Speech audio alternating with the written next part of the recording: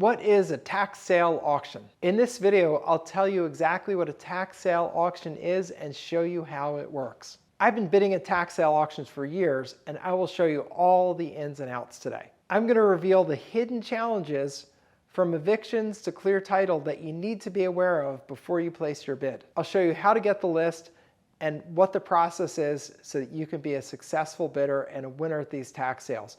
And be sure to stay on until the end, because at the end, I'm going to give you access to a free resource where you can get some advanced training on an amazing new way of buying properties at tax sale, where there's no competition, there are no other bidders, and properties are offered for only the taxes past due, which is incredibly cheap.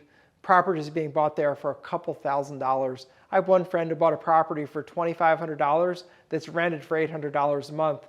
Bought it free and clear. He got all his money back in 3 months worth of rent. It's absolutely amazing. So be sure to stay on at the end, because I'll give you access to that resource.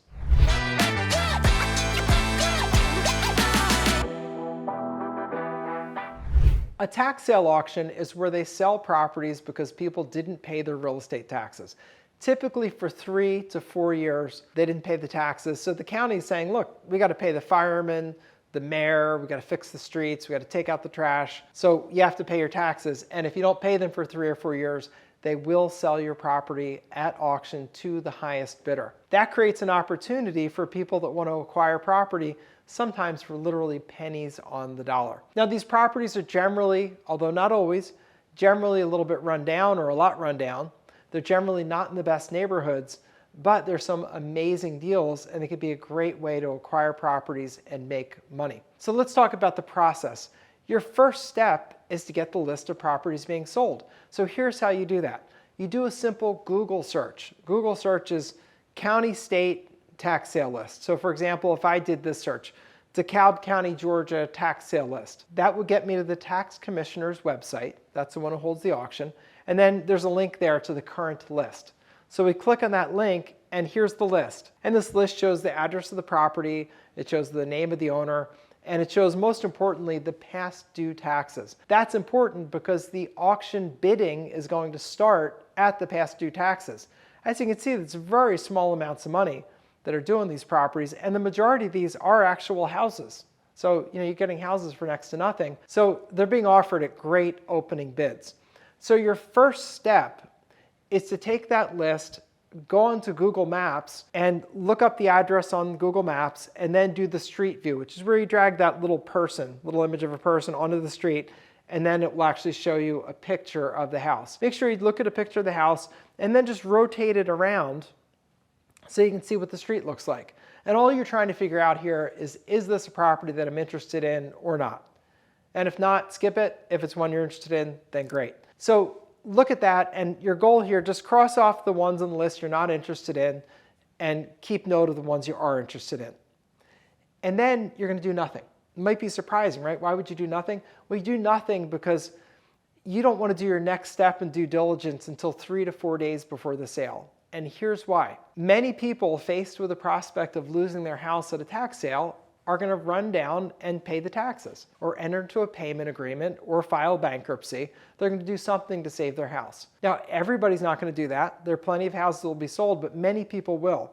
So I don't want you doing due diligence on 1,000 properties when only 100 are actually going to be sold at the sale. So what you want to do is 3 or 4 days before the auction, go back and pull the list again, and the county will have updated the list, showing the ones that are no longer going to be sold. Either they show them crossed out or say pulled from sale, or they just won't be on there at all anymore. The point is, you're going to know which ones are still on, and those are the ones you want to go to the next step. So you get that list, you compare it to the ones you're interested in, and you say, okay, there are 30 properties I'm interested in.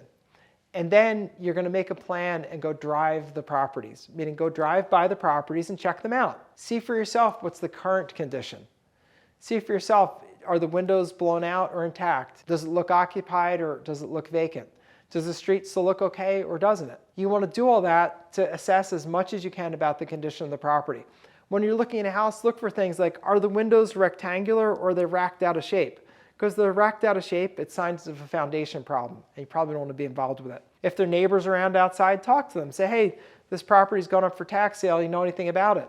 Neighbors love to gossip. They'll tell you all about it. Go knock on the door, see if anybody's there. If it's a tenant, talk to them, see what they're doing. If it's the owner, talk to them, see what they're doing.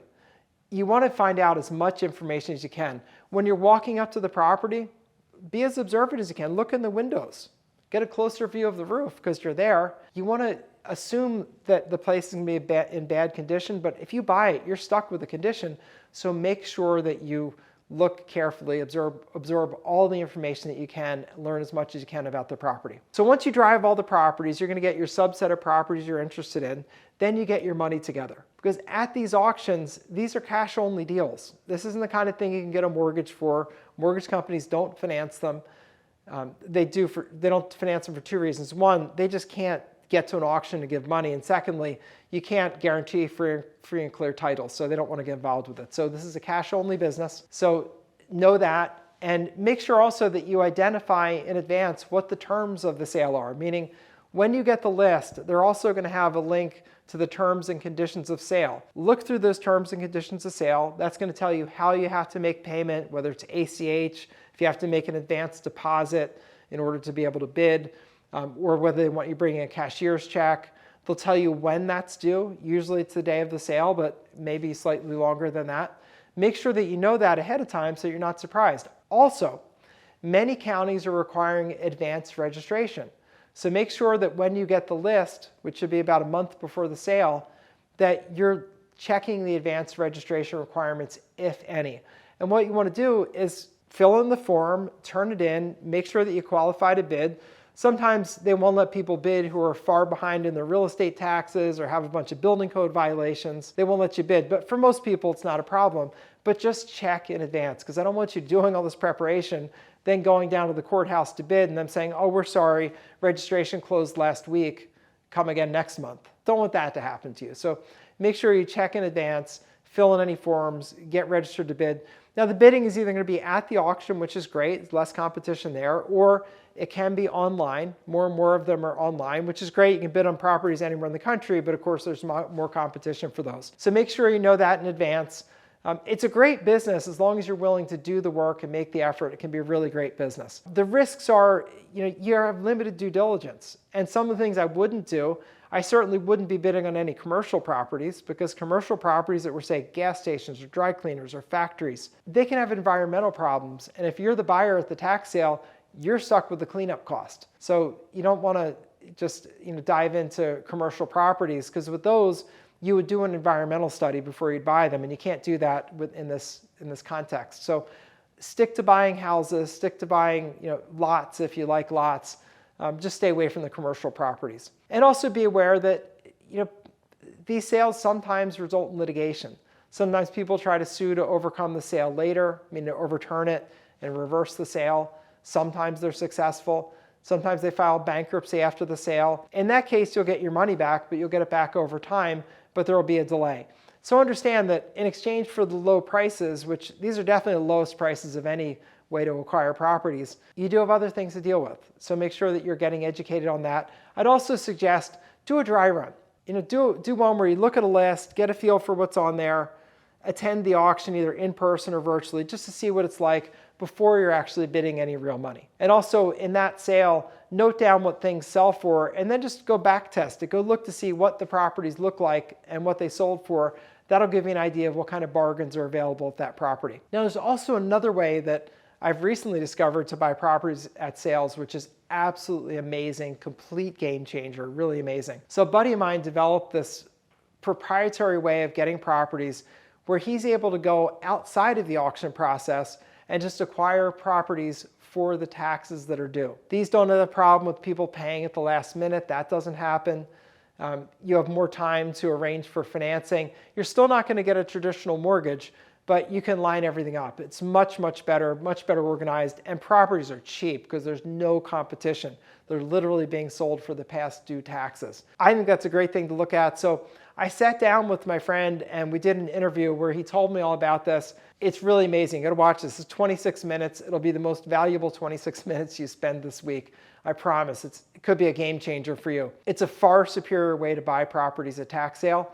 So go click on that link and I'll see you over in that video. You're gonna be amazed. He's gonna show you, as I said earlier, one property he bought that impressed me the most.